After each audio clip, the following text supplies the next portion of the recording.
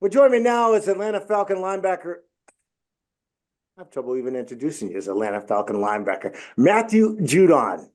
First of all, congratulations on a new team. But I got to ask you right out of the gate, what happened? What happened, Matthew? You know what? I went and took a nap and I woke up to hurry up and call me, hurry up and call me, call your agent, call your agent.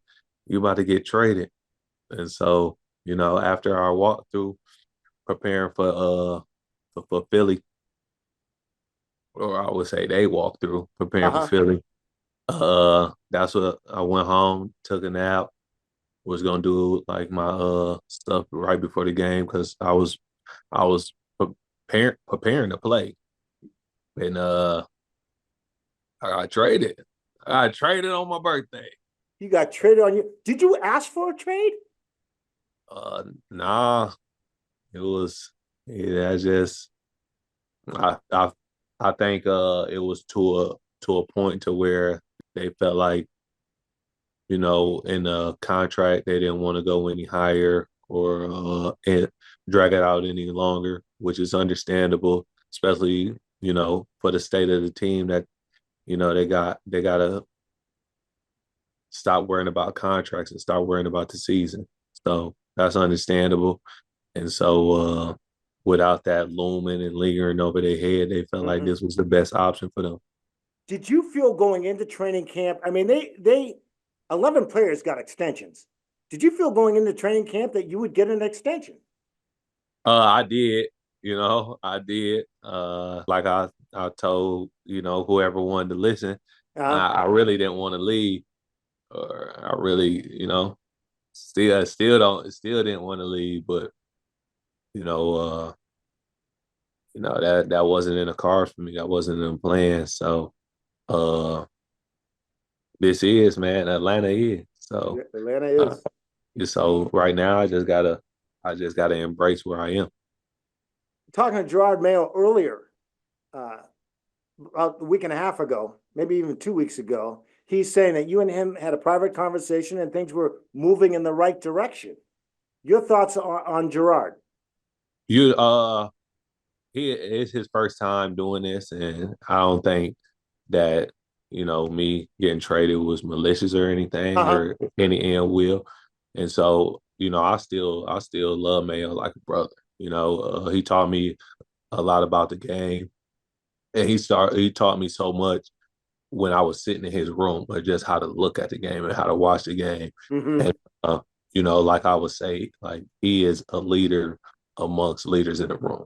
Like he was always shine and prevail no matter, the situation he's in. I think he'll be able to step up and take control and charge, Mm-hmm. no matter what dice or whatever's in front of him, he can do that. And so, I still got the utmost respect for Mayo, head coach Mayo. Head coach Mayo. Was this an Elliott Wolf thing? No, no, I'm not blaming nobody. I don't think it was anybody. I think it's the organization. You look at your roster, you look at your cap, you look at, what kind of pieces that you bring. And I think that's what training camp for. Mm-hmm. Training camp for is like, all right, are we gonna be okay without this guy? Uh do you think we can, we can replace the production he has? And I think the answer was yes. And so that's why they pulled that trigger. And so I don't think it's not a certain person. It's not Elliott. It wasn't Mayo. It wasn't, no, it wasn't a certain person. It wasn't Mr. Kraft, RKK. It wasn't that. And I don't think it was done to, displace me or disjar me or say I couldn't play. I think Mm-hmm. when you get traded, it's not like they cut me or it's not like, they put me out. They traded me to a team that wanted to trade for me. Right. Somebody that wanted me a part of their organization. And so I think they just looked at how the team was set up and thought this would be the best move going forward. When you look at the Patriots defense now, who's going to replace Matthew Judon? Man, nobody gonna replace Matthew Judon. Everybody gonna come into their own. You Mm-hmm. seen it. You seen it with Ant last year. You know, Mm-hmm. we seen Uche be a big sack guy 2 years ago. Mm-hmm. We see and we continue to see what Keon White can do. Dietrich Wise, those guys on the edges, they can all ball. And they just have to come into their own. And Mm-hmm. I talked to all them guys, you know, before I left. First of all, I told them to stay out my locker because I couldn't go get my stuff. But I also talked to them about their career Mm-hmm. and the path that this sets before them. This kind of how I was done. I grew up under Terrell Suggs, and then it was just one day he wasn't there no more. Mm-hmm. Like it was like, well, all right, we can't fold. We ain't about to go in the tank. So it's time for them to become, their own kind of legend, their own kind of superstar, and produce. And so I think that's what the front office saw in those guys, and I think they can do it. I know they can do it. I seen each and every one of them. All four of those guys, and they're not replacing me because I think everybody besides Keon was there before me. Mm-hmm. So they not replacing me. They just doing it without me. Is it strange knowing that you're a Falcon? You know, uh, it is, man. I gotta get into all new practices, get into all new routines and stuff. Down there, I think it's just different because it's so abrupt, right? If I sign as a free agent, I know where I'm going. I can go house hunt. I can go house Right. look. For a couple months.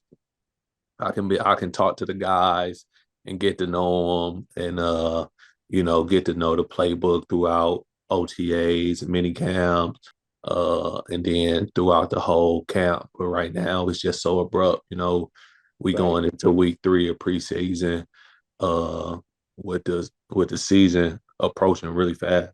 We 3 Sundays away, Right. and so I think it's just more abrupt getting traded than being a free agent. That's the biggest difference right now. Talking to Gerard, I know he has the utmost respect for you, and talking to you, I know you have the utmost respect for Gerard. When you walked off the field, did you regret that? Some people were saying you were trying to show them up. I just want you to be able to answer that. Nah, I think in this life, you go back and look at situations that you would have handled differently, Mm-hmm. and situations that you wish you could have took back. That's not one of those. That's not one of those. And this is that's how I've been my whole life. And people wish I would stop or not say nothing, but I'm it's I have to say like what's wrong with me, or like uh, my opinion. And You have to get it out. I gotta get it out, man. It will burn me up, and I would just always think about it. So if I don't say it, I would just always regret it. So I don't regret, talking to those guys that day. And it was a conversation. Me and him are both animated. I'm keeping my hands crossed right now, but we both talk with our hands, and Mm-hmm. you know, and it didn't get loud nor disrespectful, Mm-hmm. or tempers wasn't boiling or anything like that. We just had a different of opinion, and I can respect him for voicing his opinion as he respected me for voicing my opinion, and then we left it at that. And when we when it wasn't practice, wasn't when it wasn't during practice, we came back and had another conversation.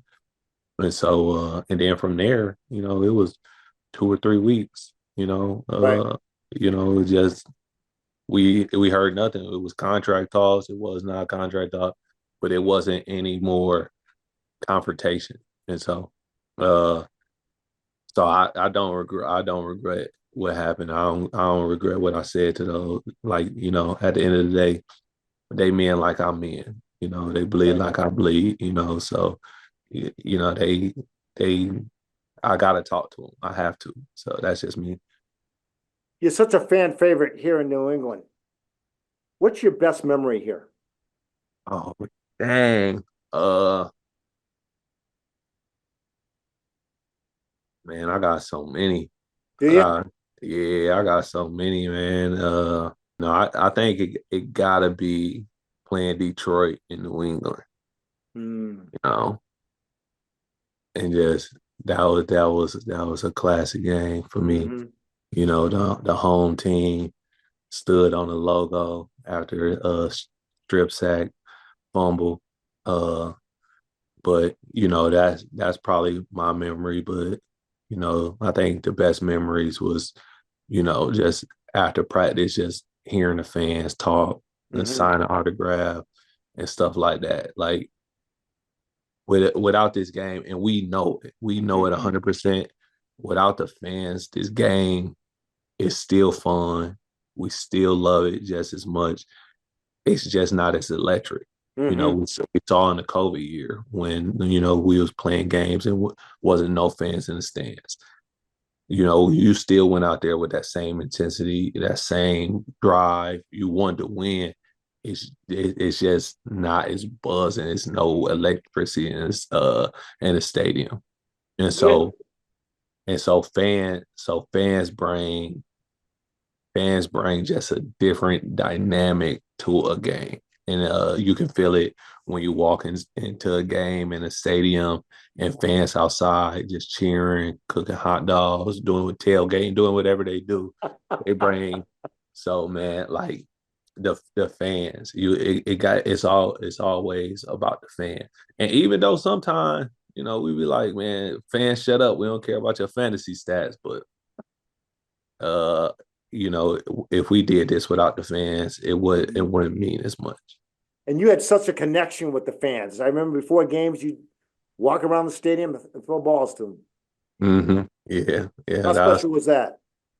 It was real special. That was just kind of my time to get away from like the game. Like people sometimes be just super duper nervous. They say heart be racing. That's just my time to just get away from it. It's just like, all right, you already did all the work. You already did the preparation. Like, that'd be my biggest thing is just fighting my mental. It's like, have you worked hard enough this week? Like, is your body going, Mm-hmm.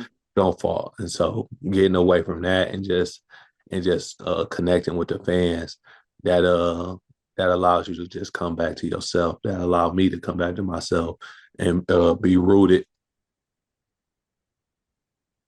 Couple more, I'll let you go. One, what is your message to the fans now? Uh, to New England or the Falcons. New England fans, what Uh, would your message be? my message is I appreciate y'all for all the memories and all everything y'all did for me. Um, it's not the way that we want it, and I'm sorry that my last play,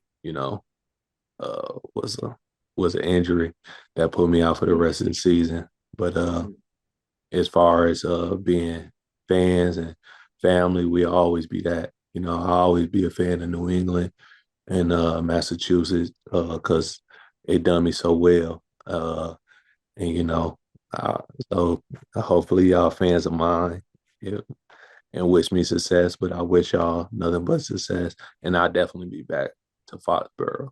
I'll definitely be back to the greater Boston area. I just don't know when. Do you ever think you'll be a Patriot again? Shoot, who knows, man? Brady retired a Patriot, maybe I can. So who knows?